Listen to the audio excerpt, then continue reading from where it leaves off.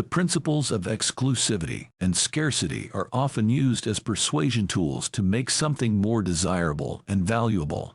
They can be used in various fields, such as marketing, sales, and even personal relationships. Exclusivity is the principle that something is made available only to a select group of people, creating a sense of privilege and making it more desirable. For example, in the world of luxury goods, exclusive products are only available at certain high-end stores, creating the perception that they are more valuable and coveted. Similarly, in the world of fashion, limited edition collections or exclusive collaborations can make the clothing more desirable.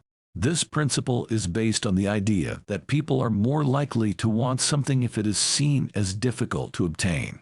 Scarcity, on the other hand, is the principle that something is in limited supply, making it more valuable and desirable as well.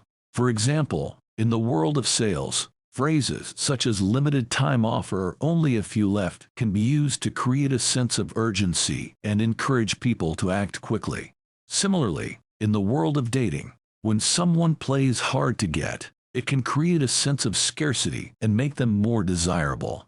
Both of these principles, exclusivity and scarcity, are often used together to create a sense of fear of missing out in order to make their message more persuasive.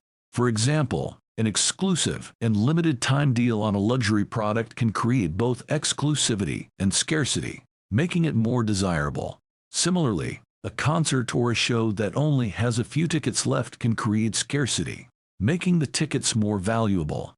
It's important to note that these principles are based on psychological concept of scarcity bias, which is a human tendency to assign more value to scarce resources. This concept is well established in the field of economics and psychology and has been supported by numerous studies. According to a study published in the Journal of Consumer Research, scarcity increases perceived value, which in turn leads to a greater willingness to pay for the product. However, it's important to remember that these principles of exclusivity and scarcity can be used ethically or unethically. When used ethically, they can be a powerful persuasion tool, but when used unethically, they can be manipulative and deceitful. In any case, it is important to be transparent and honest in your communication, and to respect the other person's autonomy. For example, using the principle of scarcity to create a false sense of urgency to make someone buy a product they don't need is not ethical. Similarly, using the principle of exclusivity to exclude certain groups of people or to create a sense of superiority is not ethical. Additionally, it's important to point out that these principles can be true or false. It's important to make sure that the scarcity or exclusivity claim is true and not fabricated, as it might lead to mistrust and lack of credibility in the long run. In conclusion, the principles of exclusivity and scarcity are often used to make something more desirable and valuable, and they can be a powerful persuasion tool when used ethically. The concept of scarcity bias is well established in the field of economics and psychology and has been supported by numerous studies.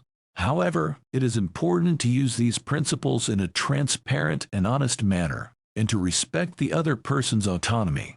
It is also important to ensure that any claims of scarcity or exclusivity are actually true, rather than fabricated, to maintain credibility.